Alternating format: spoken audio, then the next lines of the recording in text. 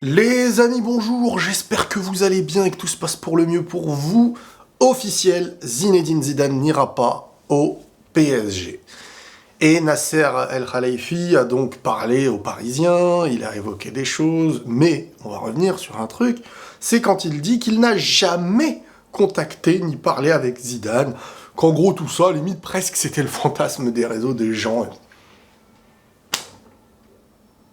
Je peux comprendre que la communication doit arranger, la communication doit aller dans notre sens, sinon autant se taire, que la communication doit... Voilà, on y réfléchit avant de parler.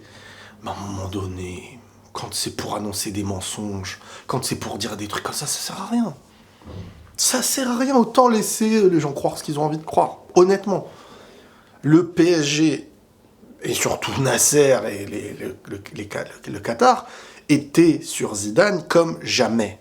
Ils ne l'ont pas lâché. Et c'est pas pour rabaisser qui que ce soit, parce que maintenant les gens, depuis Mbappé, toujours dès que tu parles, ils viennent te dire t'es deg. Mais non, je viens même pas vanner ni pas vanner, c'est cohérent.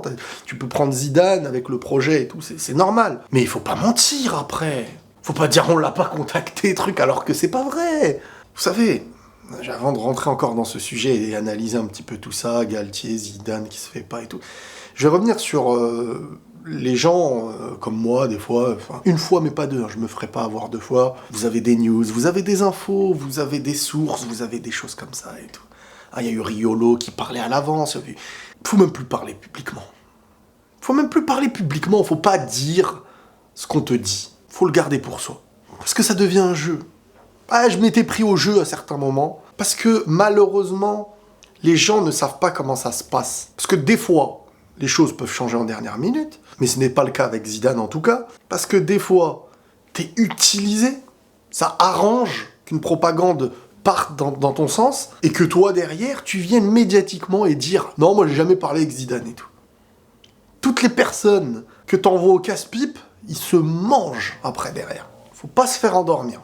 Bref, Zidane alors Zidane, je vais pas dire respect, parce que bon, j'ai pas envie de me positionner, mais quand je dis respect, c'est dans le sens où tout ce qui a dû lui être proposé... Vous savez, un mec comme Riolo, quand il a parlé à l'avance, c'est parce qu'il savait que le PSG était sur Zidane. Pas que Zidane avait dit oui, Zidane n'a jamais dit oui, de base.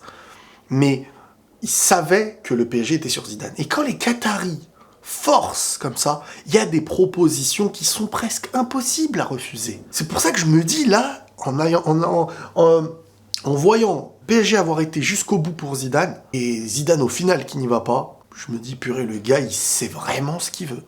Donc normalement Zidane sera la relève de l'équipe de France après Deschamps. Il y a la petite pirouette aussi de Nasser qui vient nous dire aujourd'hui non, les mythes maintenant on veut plus faire trop dans le bling bling.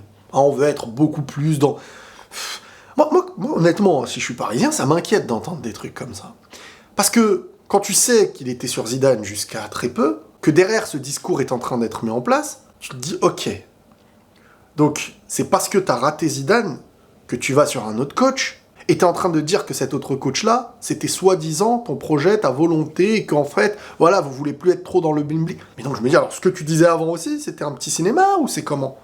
Faut pas prendre les gens pour des gens bêtes. Vous savez, surtout aujourd'hui, maintenant, il y a de plus en plus de gens qui, avec les réseaux, qui ont les vérités, qui savent comment ça se passe, ça se transmet, etc. Ok, le football, il a changé, mais quand même, les méthodes aussi, elles ont changé. Et les informations ne sont plus aussi contenues qu'avant. Et tu ne peux pas sortir médiatiquement ce que t'as envie comme ça en mensonge. Je suis désolé. Maintenant, on va revenir sur Christophe Galtier. Et Christophe Galtier, au PSG, bah moi, j'attends de voir. Parce que, vous savez, des fois, il y a des recettes qui fonctionnent pas, et tu te dis que ça allait fonctionner. Tu te dis, mais attends, tac, grand, avec les grands, ça c'est obligé. Et des fois, il y a des recettes comme ça, elles viennent, et il y a une entente, et il se passe des choses, des joueurs qui aiment le coach.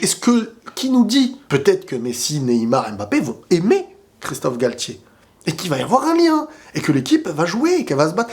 Maintenant, oui, il y a des points négatifs. Les points négatifs d'un Galtier qui arrive au PSG, c'est quoi ? C'est que le gars aura moins d'expérience du haut niveau que ses propres joueurs. Et qu'en fait, il va plus s'appuyer sur ses joueurs que les joueurs vont s'appuyer sur lui. Pour apprendre, lui, il va accompagner, mais de quelle manière il va devoir accompagner, au vu du caractère qu'on lui connaît, il va falloir Comment imposer une autorité quand tu ne peux pas être autoritaire car tu as moins d'expérience et moins de vécu que tes joueurs au très haut niveau. Et en fait, dans un moment de contrariété, forcément qu'un Neymar, Messi, Mbappé vont te dire limite, qu'est-ce que tu vas m'apprendre, toi? Peut-être à tort, mais c'est dans le moment de contrariété. Est-ce que ce moment de contrariété aura lieu ou pas? Peut-être pas. Et après, un coach qui s'exprime bien en français, déjà médiatiquement, ça va être plus agréable en France d'avoir un coach qui communique en français, qui peut répondre à des questions pointues par des réponses pointues et pas toujours... Parce que parfois, quand ça parle en langue étrangère, le problème, c'est que c'est des réponses tellement banales. Enfin, c'est pas que ça répond... Quand c'est des coachs étrangers, pardon, et que ça répond en français, c'est des réponses banales. C'est du 1 + 1 = 2. C'est-à-dire, alors quelle a été la stratégie? Et ils vont te répondre, nous, on a voulu bien jouer. C'est à un moment donné, tu te dis... La communication ne se fait pas. Alors que là, je pense que ça va être peut-être plus vivant déjà médiatiquement. Ensuite, en interne, je sais pas. Je sais pas comment ça se passe et on verra. Maintenant, c'est dur. C'est sûr que t'es Galtier.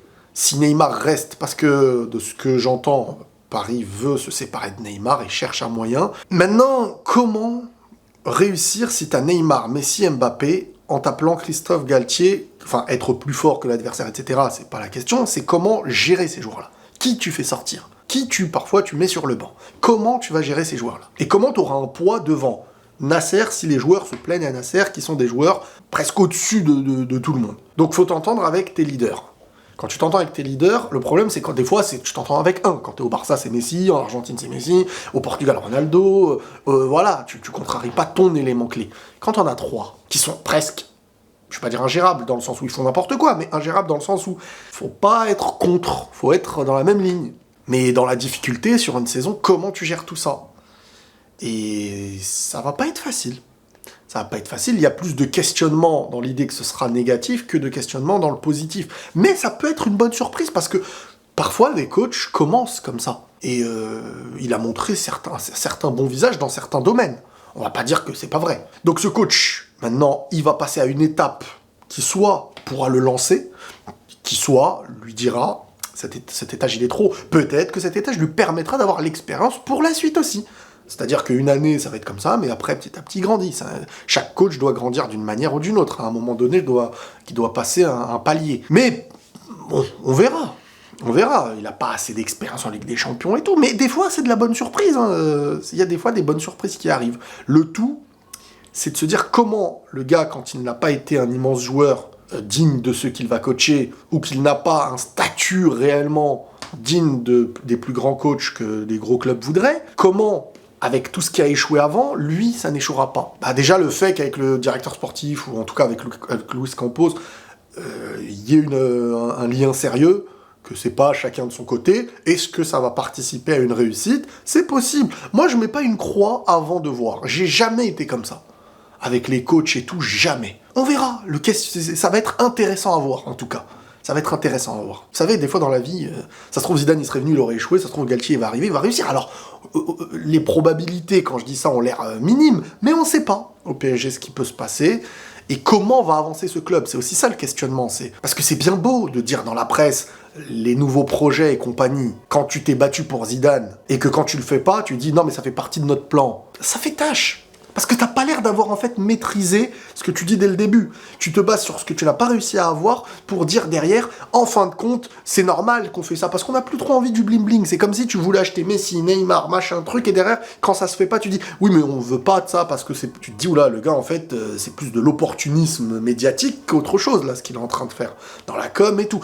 Maintenant, à voir. À voir. Et donc voilà, c'est officiel, Zinedine Zidane n'ira pas au PSG. Je pense qu'il attend pour janvier l'équipe de France, ça pourrait être intéressant. Ça, je vous l'avais dit il y a longtemps, on en avait parlé un petit peu, même si entre-temps, il y a eu beaucoup de choses. Il y a eu des moments où ça sentait que ça pouvait être chaud au PSG, des moments... Mais, en tout cas, Zidane a refusé des trucs de fou. Et Zidane va reprendre l'équipe de France. Et normalement, Christophe Galtier, ce serait bon pour le PSG. Et à voir maintenant, à voir le mercato, à voir comment les choses vont se passer tout simplement les amis. Prenez tous soin de vous et la paix sur vous.